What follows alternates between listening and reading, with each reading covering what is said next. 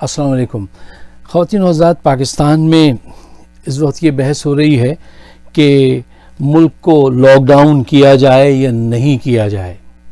دیکھیے، اگر آپ ملک کو لاک ڈاؤن کرتے ہیں اور خطرہ ہے کہ لوگوں کو فوڈ سپلائی رک جائے گی اور میڈیسن رک جائے گی تو وہ ہلاکتوں میں اضافہ ہو جائے گا. اگر آپ لاک ڈاؤن کرتے ہیں تو 10 لوگ مریں گے اندازاً، اگر ایک ایگزامپل ہے.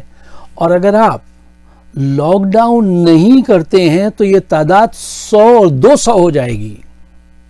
دیکھیے اس فرق کو سمجھیے. اس کی وجہ کیا ہے؟ اس کی وجہ یہ ہے کہ یہاں مزاج بہت مختلف ہے. اپنی قوم کا مزاج سمجھنا چاہیے. اچھا، ایٹ دا سیم ٹائم جب میں کہتا ہوں لاک ڈاؤن کریں، اسی کے ساتھ اسی وقت مساجد، ہمارے پاس کوئی 7 لاکھ مساجد ہیں پاکستان میں.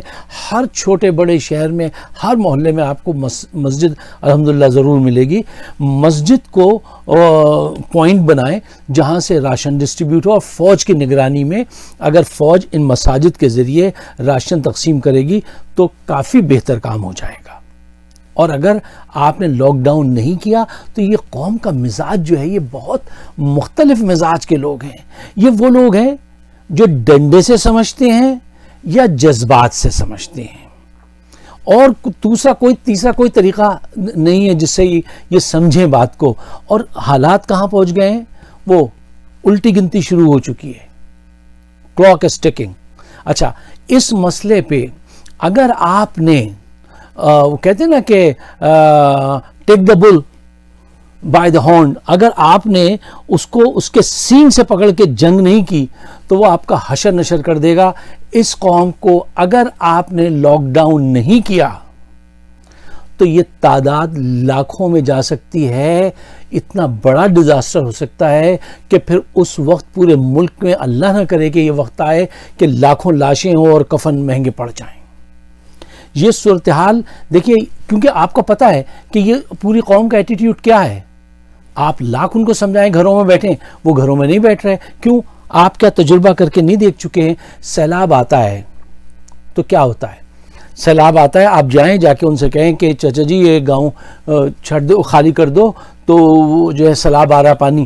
اکثر لوگ آپ کو یہ کہتے ملیں گے انہیں جی پہلے بھی آیا ہے، اور بہت ساری تعویلیں دیں گے، اور پھر اس کے بعد کہہ دیں گے اللہ مالک ہے. ارے بھائی، اللہ تو مالک ہے، لیکن پھر اس کے بعد کیا ہوتا ہے کہ سیلاب اتنا اوپر چلا گیا کہ وہ درختوں پہ چڑھ رہے ہیں، درختوں سے گر رہے ہیں اور اموات ہوتی ہیں. یہ مطلب ہر سال ہوتا ہے. حکومت تو کچھ بندوبست کرتی نہیں سیلاب کے روکنے کا. وہی غریب کی چارپائی پھر بہہ جاتی ہے، بچے پھر ڈوب جاتے ہیں، وہ رونے گاگنے کے بعد پھر ایک طرف ہو جاتا ہے. تو قوم جو ہے وہ اتنے مصائب سہ چکی ہے کہ اس کے اندر ایک تو امیون ہو گئی ہے یہ سارے مسائل. وہ ان کو مسئلہ نہیں سمجھتا. لیکن یہ مسئلہ بہت مختلف مسئلہ ہے. دیکھیے، سیلاب آیا تو چند دنوں کے بعد پھر وہ ختم ہو جائے گا، 2 3 دن 4 دن. زلزلہ آیا تو زلزلہ 10 سیکنڈ 20 سیکنڈ، اس کے بعد جو بھی ڈیزاسٹر ہوتا ہے ہونے کے بعد وہ ختم ہو جائے گا. پھر آپ بے سر و سامہ سڑکوں پہ ہوں گے، کچھ کیمپ میں جائیں گے، پھر وہ ہو جاتا ہے. یہ ایسا مسئلہ نہیں ہے، اس کو سمجھانے کی ضرورت ہے. یہ وبا جو ہے یہ ایک دن یا ایک ہفتے کے لیے نہیں ہے. یہ یہاں پہ انفارچونیٹلی مہینوں 2-1 مہینے تک اس کا ڈیرا رہ سکتا ہے، اس صورت میں کہ اگر آپ نے کنٹرول کیا ہوا ہے. تو اس چیز کو سمجھانا چاہیے کہ یہ زلزلہ نہیں ہے، یہ سیلاب نہیں ہے، اور یہ اس قوم کے ایٹیٹیوڈ کو سمجھنا چاہیے کہ اس کو لاک ڈاؤن کرنا ضروری ہے. آپ دیکھتے نہیں ہیں کہ جنگ ہو رہی ہے، چھت پہ چڑھ گئے لوگ، چھپتے ہیں. یہ ہماری قوم چھت پہ چڑھ جاتی ہے. زلزلہ آیا، اتنی بڑی دراڑ وہ اس دن میں نے آپ کو بتایا تھا پڑ گئی، تو میں دیکھا لوگ قریب جا کے یوں کر کے دیکھ رہے ہیں، اوہ یار بڑا زلزلہ ہے. بتائیے، مطلب اس قوم کو سمجھانا مشکل ہے. یا تو جذباتی نعرے سے سمجھتے ہیں یا پھر یہ ڈنڈے سے سمجھتے ہیں. اور میں سمجھتا ہوں کہ اس وقت جو بے حسی اس معاشرے میں دیکھنے میں آ رہی ہے وہ آپ ذرا سپر مارکیٹس کا اور بازاروں میں جا کے دیکھ لیجئے. مجھے بہت افسوس ہے اس بات کا. جن کے پاس پیسہ ہے ان کی ٹرالی بھری ہوئی ہے، ان کو بغیرتوں کو کوئی شرم ہی نہیں ہے.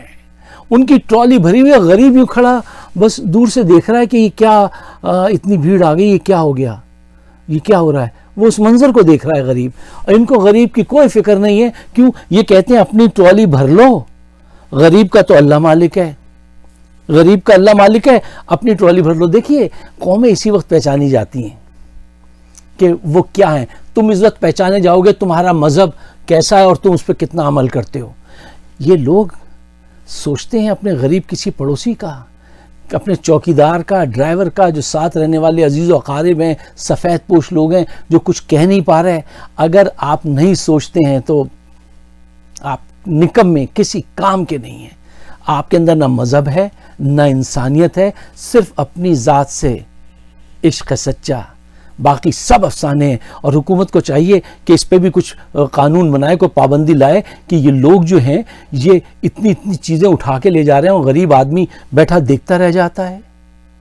اور پھر مخیر حضرات کہاں ہیں؟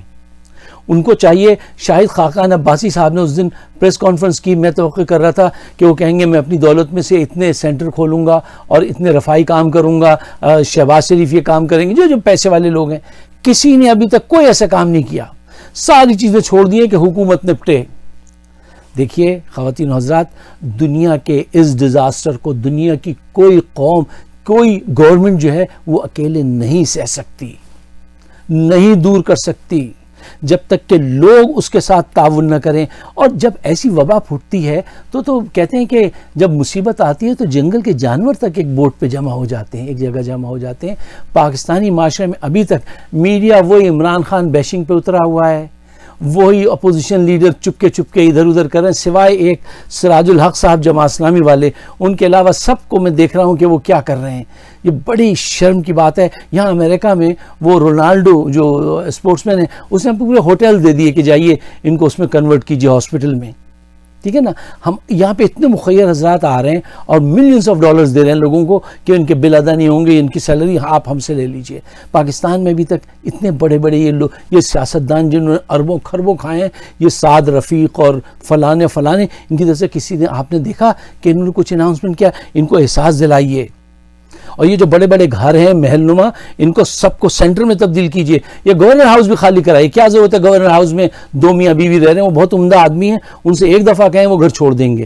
بھائی تیاری کی جاتی ہے کہ اگر ایسی صورتحال ہو گئی تو یہ جگہ جو ہے ہمارے پاس ہوں گی، چاہے وہ گورنر ہاؤس ہو یا وہ کسی کا بڑا محل ہو، وہ جاتی عمرہ ہو، اس کو استعمال کرنا چاہیے. یار اگر کیا اس وقت میں بھی قوم کا ساتھ نہیں دیں گے جبکہ پوری دنیا ہل گئی ہے، لاشیں پڑی ہیں تہران میں اور کوئی پوچھنے والا نہیں ہے. اور یہ جو ہمارے یہاں لوگ جو ہیں، یہ جو دن بھر ادھر سے ادھر گھومتے ہیں، ان کو کچھ احساس دلائیے کہ میاں ادھر ادھر کیا گھومتے ہو تم سارا دن، آوارگی ادھر سے ادھر. اور جو کچھ ماسک پہن کے میں نے دیکھا دکانوں کے باہر بیٹھے ہوئے، یہاں کیا دیکھتے ہو تم دکانوں کے باہر یہ تھڑوں پہ بیٹھ کے کیا کر رہے ہو تم؟